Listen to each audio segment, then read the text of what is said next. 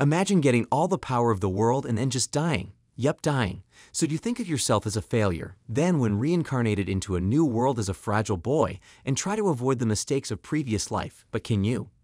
Enough imagination. Let's see what actually happens.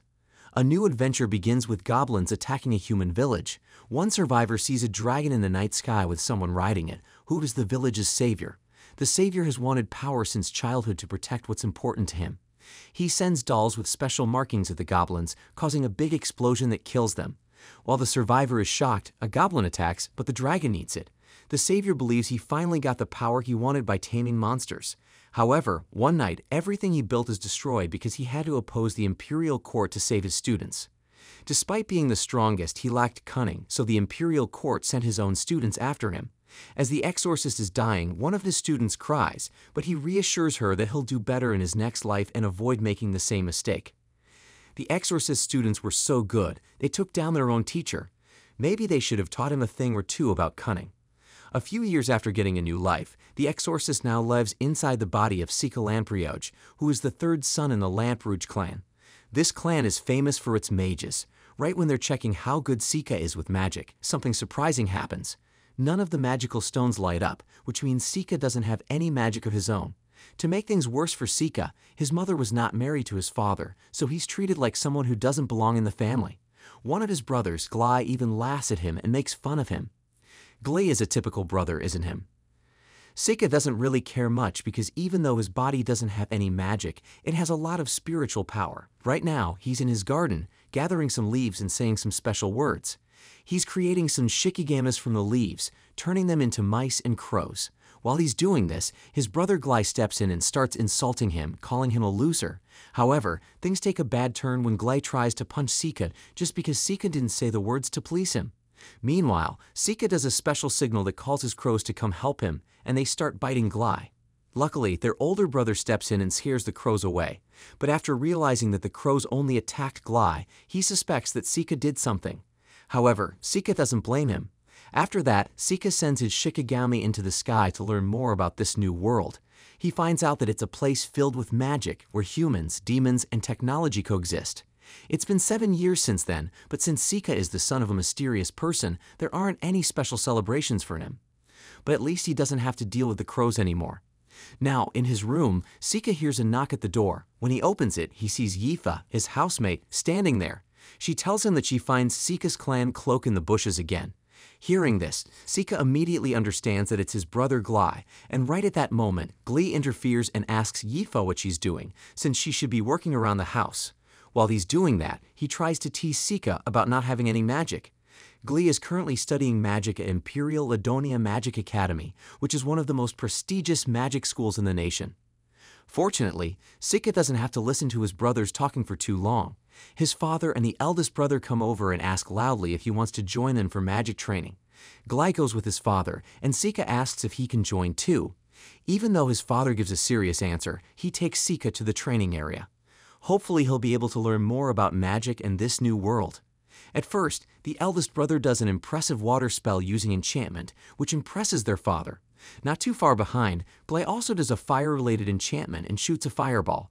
However, since Glai always wants to show off to his little brother, this time Sika decides he wants to try some magic too. With his father's permission, he takes Goliath's wand. Remembering his goal isn't just to gain power, but also knowing that the strong can sometimes harm the weak, Sika decides to show some skills he learned in his past lives, without needing to say any special words. Sika shoots out a powerful blue fireball, much stronger than any of his brother's spells. Everyone in the family is amazed as they look at the damage caused by the powerful spell. Of course, Glai tries to come up with some excuses for his brother's impressive performance. Typical brother alert. But his dad says that sometimes, even if you don't have magic, you can still make a really strong spell. So Sika tells his dad that he wants to learn magic like his brothers. But his dad says no because he's never heard of someone with no magic becoming a great mage. But he promises to find a teacher to teach Sika other things in general knowledge. When Sika hears this, he's really happy. As time goes by, Sika keeps making paper dolls like he did in his old life. Now, Sika is 11 years old, and he might be thinking about trying to summon his old Ayakashi. After they capture someone, they send them to a different place that's like another world, so they should be fine there. Sika tries to use his weakest Ayakashi. which happens to be a fox lady, to keep things calm. But when the door opens, a child about the same age as Sika appears. She calls him Horiyoshi and expresses how much she misses him. She's been in the other world for a long time, so she asks Sika what he wants her to do. However, Sika tells her it was just an experiment and she has to go back to her world. But it seems she's tired of that world, so she turns into a tiny fox and hides in Sika's hair, hoping to spend time with her master. What a remarkable place to live in, right? The next day, Glai gets upset with Yifa for accidentally spilling water on his pants. Yifa is kind and apologizes for her mistake. Glai, being crafty, tries to use this situation to his advantage and invites Yifa to his room at night. Sika overhears this conversation and quickly intervenes. He asks Glai to give Yifa any lecture he needs to as soon as possible because he has some business with her. What type of punishment Glai might be thinking of? Glai gets mad when Sika says something annoying. He wants to punish Sika, but Sika easily stops him. Frustrated, Glai leaves. Sika tells Yifa that she doesn't have to go to his room at night. Yifa says she has some work with Sika and takes him to the garden. She shows him a baby monster, a carbuncle. She asks Sika if he can heal it. Sika tries to hide his skills and asks Yifa to turn away because he's nervous. Yifa closes her eyes and looks away. Sika uses his paper dolls to take a piece of hair from the baby monster and says some magic words to heal it right away. As Yifa looks at this amazing thing, she feels really impressed. She praises Sika for it. Yifa tells Sika that even though some people say he can't do magic, he can still cast spells like his brothers, so he's unique. In response, Sika also says Yifa is special because he's noticed that she can see things that regular people can't. At first, Yifa tries to say it's not true. However, Sika tells her he's seen her eyes following the spirits of animals many times. She hears that she agrees and prays for the Sika again to understand it. She says her mother told her not to tell anyone before she died. But now that the secret is out, she tells Sika about her ability to see something called elementals. These elementals are special, but for some reason they never approach Sika. It's like they're scared of him. Yifa can always find Sika's things because of these elementals. Sika asks her if she can control elementals, and she replies that she can only do it once. This happened when the elementals took some things from her, and she got frustrated and yelled at them, so they stopped and ran away. When Sika hears this, he realizes that she can control them. He remembers that in a past life, he tried to learn something similar but couldn't find anyone with that special talent to learn from. He didn't expect to meet someone like that in this life, especially so soon, so he decides to make Yifa his ally. Sika offers to teach Yifa magic. At first, she says she has very little magical power. However, Sika tells her that she won't need to use magic. Instead, it will be like elemental magic. To show her, he summons a fireball-like creature called a Kitodama and asks Yifa to command it. At first, she struggles but is able to make it go away. Seeing this, Sika realizes that she has the potential but just needs the right guidance. So they start their training with elementals, and it continues for a year until Sika turns 12. Once again, on his birthday, he eats a regular meal with his brothers. His father isn't at home. While he thinks about this, he tells himself that he doesn't care about birthdays. Right then, Ruth and Glai arrive and offer to teach Sika sword combat skills. Glai, who always teases Sika, jokes about him not having magic and says he'll have to join the army if he can't be a mage or go to magic school. Suddenly, a servant rushes to the roof and informs them that their father is fighting a massive monster at the city gates. He uses his fire magic to change the direction of the attack. Now, it's moving in a circle from the north side toward the clan building. Before Ruth can speak, the monster arrives, and it's so huge that it makes the earth shake. Glai, like a scared cat, runs and hides under a table. Meanwhile, Ruth checks the situation and realizes it's an elder newt, one of the most dangerous monsters with a massive size. The Lamb family has never sent two brothers to the same school before, and Glai is already planning to attend the academy himself. According to him, Sika and Yifa aren't worth breaking their long-standing traditions over. His father listens to his complaints and explains that he's not trying to break tradition. Since Sika isn't going to the academy, he wants Glai to join the Imperial Army instead. His father mentions that Glai is already strong and skilled with swords, so it's a good plan. However, Glai still doesn't agree. However, his father just asks him what he's been doing for the last few years and if he's been working hard to improve his abilities. These unexpected questions frustrate and embarrass Glai. His father then tells him that he's only seen Glai play with the counters in town, unlike Sika, who has been trying hard to improve on his own. Glai has no choice but to point out Sika and challenge him to a duel during their academy attendance. The winner will get to attend the academy. Furthermore, if Sika loses, he must leave their house immediately. Sika sighs at this sudden challenge, and his father asks if it's acceptable, to which Sika agrees. Meanwhile, their mother tries to stop Glai from his foolishness, saying that his brother shouldn't be dueling. However, Glee insists that this issue is between him and Sika, and there are some things he can't accept. With the duel set, their father announces that it will take place tomorrow morning. They must treat it as a real match, but using intermediate attack magic is not allowed. After the dinner, Sika returns to his room to make some new talismans. Yuki then appears in her fox form and changes back into a human. She asks Sika if he really intends to kill Glai in their match, but Sika tells her he can't do that. Their conversation is interrupted by a sudden knock on the door. Yuki turns into her fox form right before Sika opens the door. The door is locked. Sika lets Yuki into his room and asks why Yuki is visiting so late at night.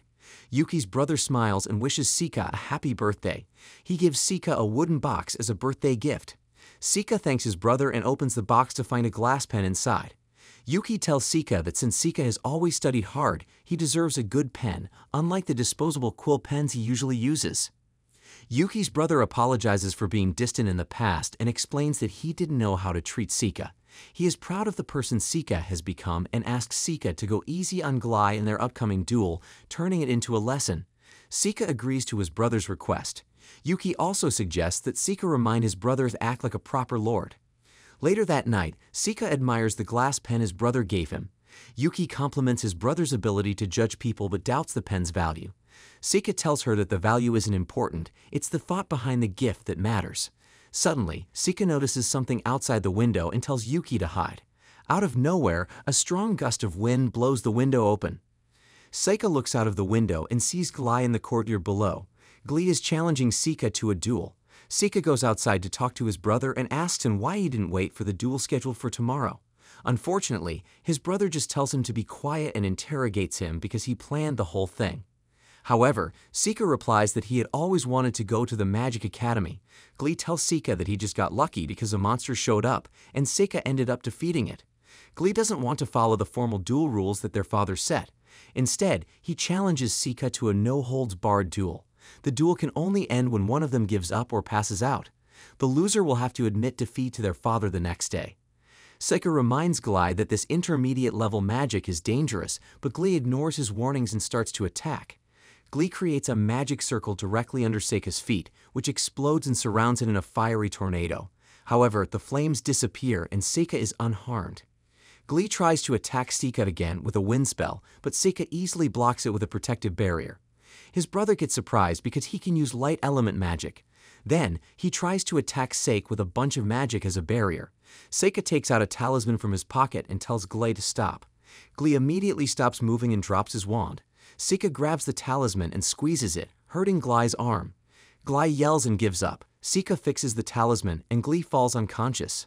Yuki asks if it's okay that he showed his powers to Glai, but Sika says he did it because he promised Luft. Sika remembers his brother saying he got lucky with the monster showing up, but it wasn't luck, he planned everything for the past 6 months. A few days ago, he summoned a cyclops named Naruto to drive the Elder Newt out of the mountain. He didn't expect the Elder Newt to go to the town, but it still worked perfectly. Yuki asks why he's doing all this when he's already strong enough to do whatever he wants against the powerless humans. Sika reminds her that he died because of the powerless human schemes, so now he wants to live peacefully among them. The next day, Sika and Yifa are ready to go to the Magic Academy, and Luft gives Sika a necklace with mana stone phones that will help her summon spirits reliably. If her power grows, it's helpful for Sika.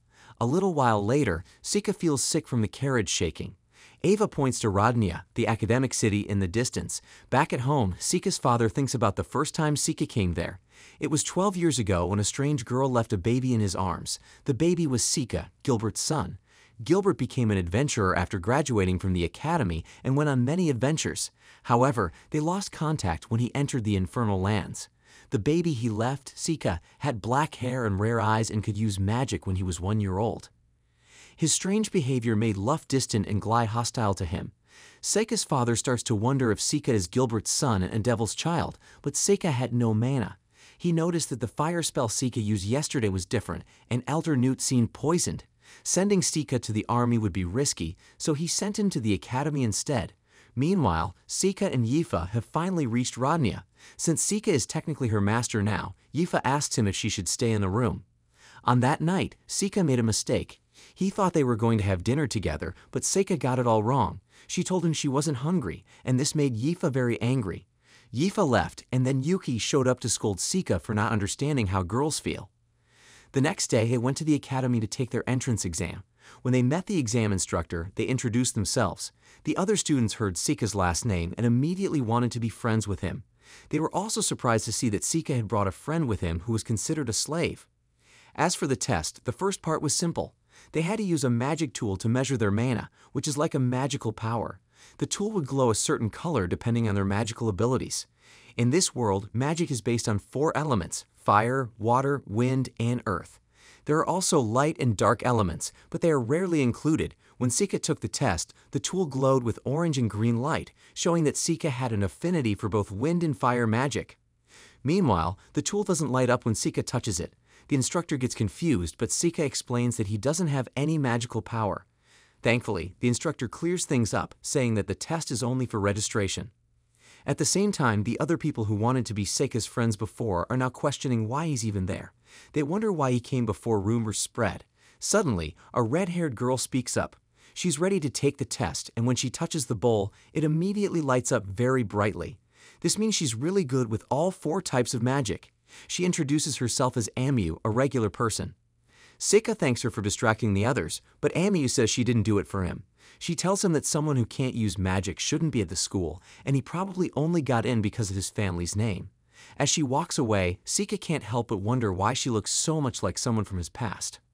Right now, at the Rodnea Academy of Magic, students who want to get in are taking their written entrance exams. After the exam, Yifa and Sika talk about the test outside the classroom. Yifa tells Sika that she thinks she missed many questions. Sika advises Yifa that she can make up for it in the practical exams because Yifa didn't have much time to prepare for the written part. While they talk, Sika sees Amu passing by the hallway with a sword on her hip. He remembers how Amu amazed everyone at the registration booth by being a 4-elemental student. Sika smiles and wonders if Amu is also good at using her sword for the practical exam. The aspiring students go outside where there are stone blocks prepared for them. These stone blocks are used as targets so the teachers can see how good the students are with different types of magic, like fire, earth, water, wind, light, and dark. The students can try as many blocks as they want. After the teacher's explanation, the applicants take turns demonstrating their skills. Some use fire magic, others use firestone magic, and some show water magic. Sika watches the other applicants do their thing, but most of them only do one thing, and they don't do it very well. Now it's Yifa's turn. Sika wishes her good luck as Yifa nervously steps up to the stones. Yifa stands in front of the stone block for fire, and fire spirits gather around her. She uses the spell Flame Note, which summons a tornado of fire that flies towards the stone. This surprises the other applicants and the instructor because Yifa is really good at it. The instructor looks worriedly at the fire-resistant stone block, which is now smoldering from Yifa's magic.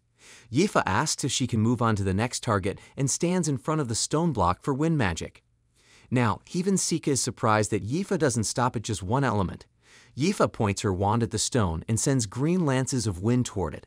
The lances puncture the stone, leaving big holes behind. One particularly strong lance destroys the whole stone altogether. The other applicants watch, shocked that she once again uses intermediate magic without saying any special words. One kid worries that the target is now gone, but the instructor reassures them that there are spare targets. She says she's finished and goes back to the group. She hesitantly asks Sika how she did, and Sika happily tells her that she was amazing. Yifa didn't just use fire, but she was also able to use wind.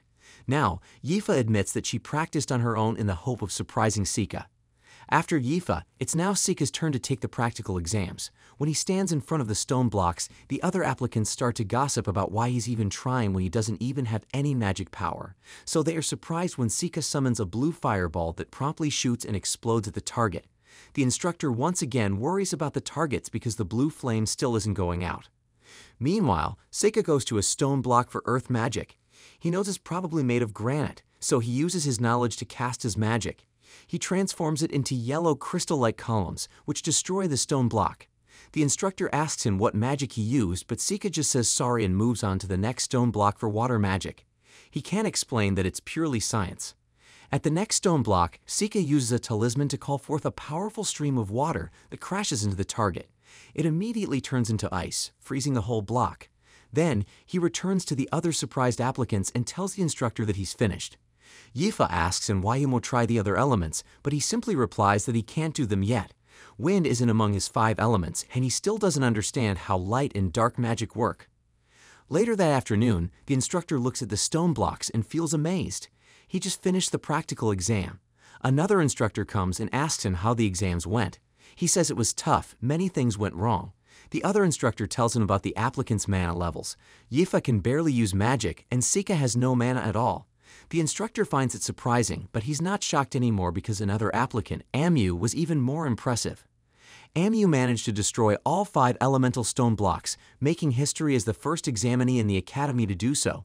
The 2 teachers wonder if Amu could be the hero from the legends, the one destined to be born among humans when the Devil King revives. The next day, they post the names of the applicants who passed the entrance exam. Seika and Yifa go to check the list. Sika is surprised to find his name ranked 3rd among the applicants. He is surprised because he thinks he's doing really well on the written test. He checks the results and finds out he's in 2nd place. Yifa is also surprised because she's in 2nd place, and Sika is surprised he lost to Yifa in the practicals. 1st place goes to Amu, and Sika is not surprised by this. He's happy because he already found what he needs for his plans. A day later, they get acceptance letters and can now enroll in the academy. They wear their new uniforms on the day of the entrance ceremony. Yifa asks Sika if her skirt is too short, and Sika reassures her that it's fine. They will be living in dormitories, and Sika wonders if he can enter the men's dorm. Yifa worries about not being allowed, but Sika explains that they are just regular students at the academy now. They notice something in the nearby forest and wonder if there are any spirits there. Yifa sees dark spirits, and they decide to go into the forest. They find a large magic circle, but it feels strange to Yifa. Sika thinks it's probably the Academy's magic circle, so they shouldn't interfere with it. They head to the auditorium, and Sika releases some talismans around the magic circle secretly. Later that night, there's a party for new students at the Academy. There's a lot of food for the students to enjoy, and Sika starts eating right away. He tells Yifa to start eating too. Then they see Mu come to the stage to give a speech. Mu confidently introduces herself and says she wants to get stronger at the Academy. At the same time, Sika senses that the magic circle they found outside is activated. He can feel something approaching, and sure enough, the door suddenly explodes. When the dust settles, a group of lesser devils has entered the building. The students run away in fear, and the instructors use various magic spells to fight the devils. Sika notices that the devils are looking for something, and the instructor's spells aren't really hurting them. One devil is about to harm an instructor, but Sika quickly uses a talisman to save her. Before he can save her completely, a sword suddenly slices the devil's hand, making it scream in pain. Amu had wounded the devil. The lesser devil tries to attack Amu with a mace, but she dodges and fights back with windlances. She tells the other students to move out of the way if they can't help. Meanwhile, Sika notices something strange about the monsters. Their attacks are very slow, and he wonders if they are just a distraction or a scouting party. Using his other talismans, he checks different parts of the school through the magic circle. Finally, he sees the caster. Sika warns Yifa to use magic to escape if she's in danger. Suddenly, the school shakes, and when Yifa looks again, Sika is gone. Outside the school, Sika approaches a large demon near the magic circle while reciting a poem. The poem is about meeting a strange being in the middle of the night, which reflects Sika's feelings. What happens next? If you want to see a part 2 of this story, just leave a comment saying part 2 and we'll get on it. Until next time, check out this crazy anime showing on the screen.